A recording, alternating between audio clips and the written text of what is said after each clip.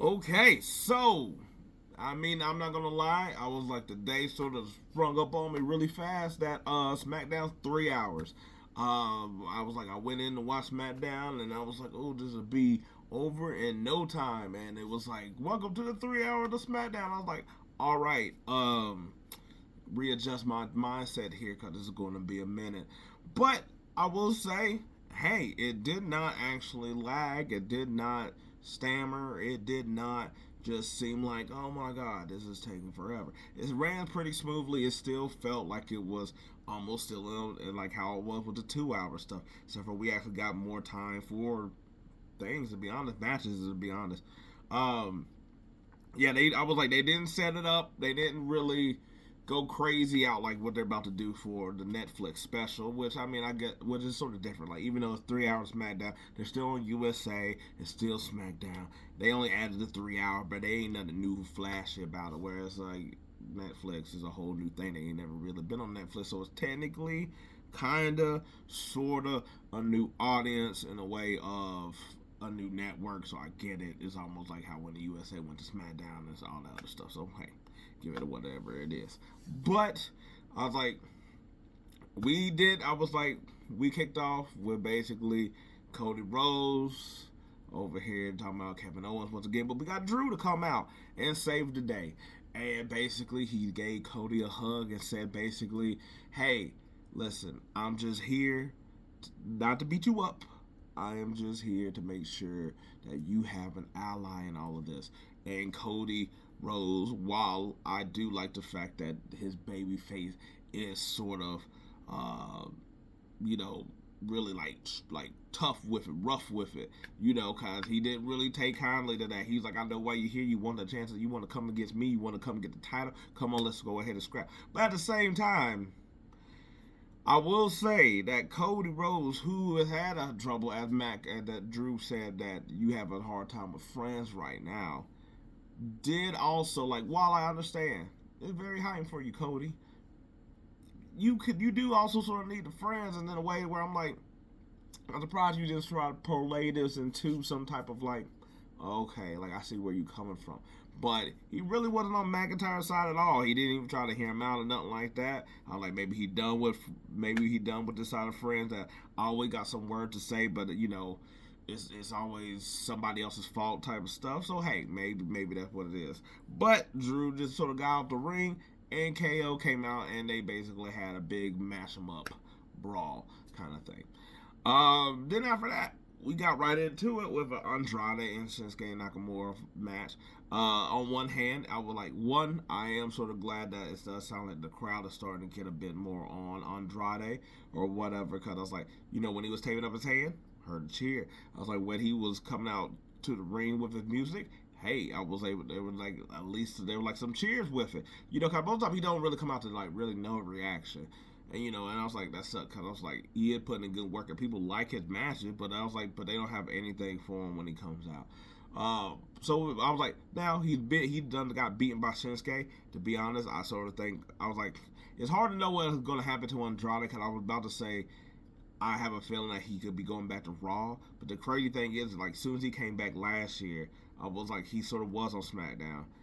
Then he sort of went to Raw for a minute. Then he went to SmackDown. So I was like, but at the same time, I was like, if you are going to have the Intercontinental Championship and they say it stays on Raw, be a workman's type of championship. Andrade kind of that dude. He's willing to put in the work with it. But he lost to Shinsuke, so I was like, at that point, I'm like, you can't really get into it with Shinsuke really anymore. I was like, but also they kept Shinsuke being strong, being his healer's weight in a way that works. LA Nate comes out, tries to, really beat him up. He didn't. They're going to have a match for the U.S. Championship later on next week, which is sort of like, I don't know where that's going to go either. Because I was like, Shinsuke got to win that one. But also, like, what do you do with LA Knight once he's sort of out of this run as well, too? Unless he's the one that moves to Raw. I don't know. All this transfer portal stuff, that Drew was talking about, the gimmick as it is. We got Piper Niven versus Machine. It was an okay match. Was to pretend like, don't get me wrong, there were fun moments and stuff like that, but I really wasn't necessarily into it because the whole point is basically we're just getting her and Chelsea. into a feud kind of thing. I was like, I do like both of them. I just didn't like this match, really, to be honest. It didn't seem like it worked for me in that way. So but the bigger thing is we got Paul Heyman coming out here, and he basically talking about the Ulafala, how it was taken from him, how Solo would really set up in the future once Roman Reigns was really done to take over. And Solo comes out. Paul Heyman says he's about to piss in his boots. You know, because he got power bombed not too long ago. And Solo just basically said, I need a favor from you, that you hold on to the Ulafala during the match. And basically, whoever wins, you will put it on them. But if I win, you're mine. This Ulafala mine. Everything's mine. Don't you understand that? You know, and that was ahead of their 6-man tag later on. And we've had some other stuff with Apollo Crews, pretty deadly. DIY, pretty deadly. The Los Gatos, not Gatos, that's cats. Gaza, my bad, Gaza and Humberto. I was like basically fighting pretty deadly, whatever. There were no Street Profits, which basically the DIY match and the the Motor Machine Guns, Motor City Machine Gun match. I was like really good. I was like once again, it sort of takes it. I was like, I don't know if it's them or the crowd. The growl took a while, and I was like, it's sort of been like that. Like, be honest, like after Motor City stopped being within the Bloodline part of the tag team title run, and then like, you know, when they introduced, it had died down for them, but it sort of picked back up. Cause I was like, this is the first time I really think like between the Bloodline and now, that the match that they put on really picked up the pace. Like they really kicked it up in a way that I was like, okay, I see how they do, and also how their mirror images of DIY. But it was pretty much set up where I was like, Tommaso and Gargano was in submission holds, pretty deadly, and Humberto and Garza basically they was already sort of running interference earlier, but now they actually called a DQ for running inside of the ring or whatever. You know, basically, you know, save face for both teams, because everybody was like, this is awesome. Not anymore. The part where I was like sad, or not sad, but I was like, no Street Profits, because Pretty Deadly lied on Garza and Humberto that they were the ones you know, knocking out Street Profits.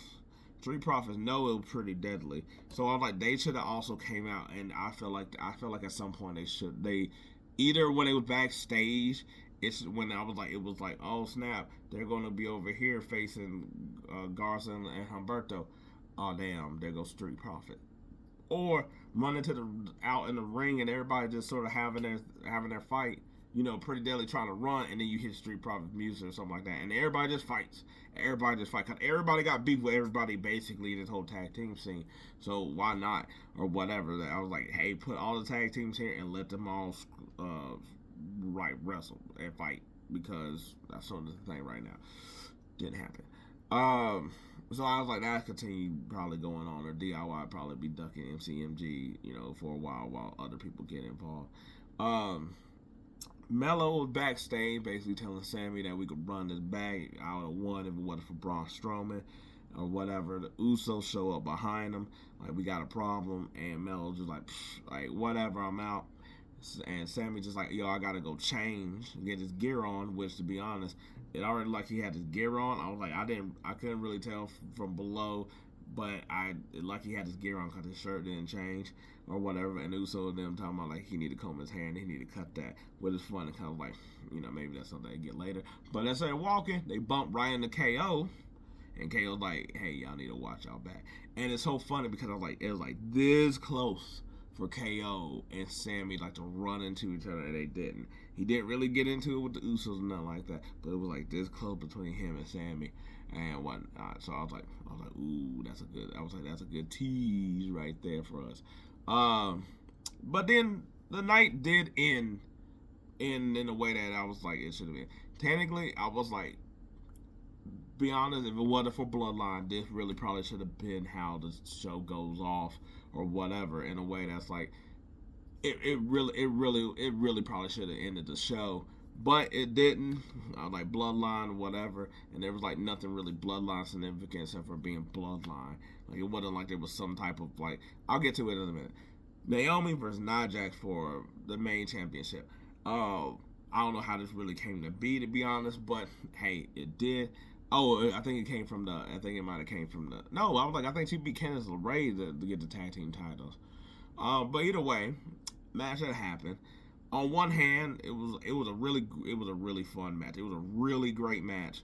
Another good match by Naomi with Nia Jax. I was like, they have really good chemistry in here, and it basically popped in the oohs and ahs of like them going back and forth. I was like Naomi doing a whole bunch of stuff off the ropes, Samoan dropping Nia Jax.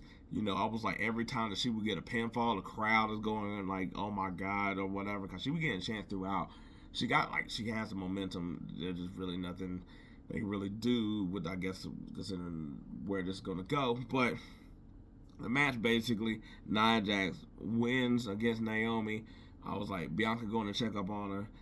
Tiffany does come out a little bit earlier, and I was like, she's the one that cost Naomi the match.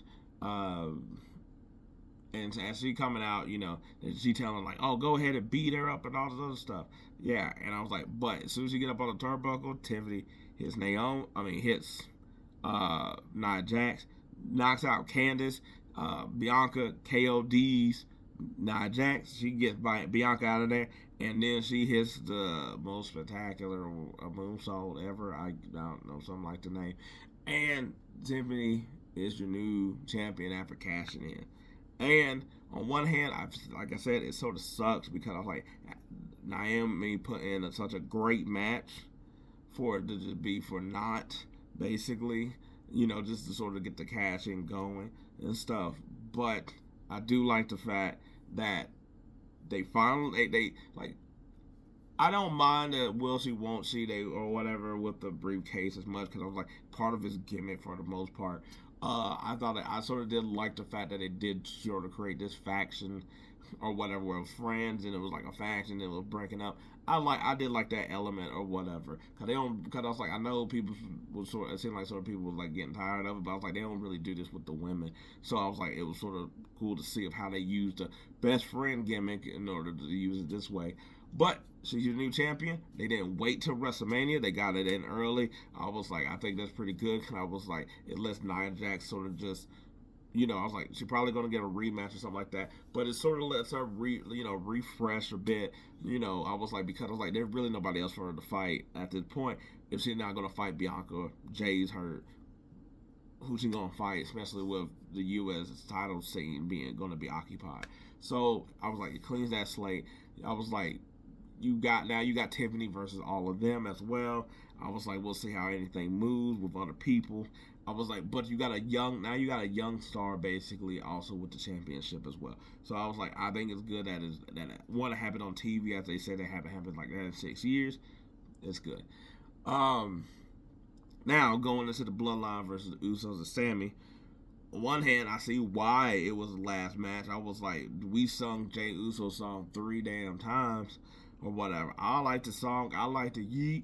I like the whole crowd or whatever. I like Sami dancing with Jimmy and all them. I was like, it was fun. It was also so damn long. I was like, oh my god. This is not Roman Reigns Undertaker like entrances right here. Yeah. So I was like, once the match got going, it was your standard tag match. That's why I said like, if it wasn't Bloodline, this really shouldn't in the night, because it was a standard tag match for the most part. I was like, it was basically hold off Jay while Sami was getting his ass beat the whole time. Jimmy would step up in there. Jacob Fatu love Solo. I was like, I will say I do like that Tama Tonga without the lower. It's a lot more of a menace during this whole time. But Drew comes down to sort of like seem like he could stir the pot up. Jay sort of takes him out.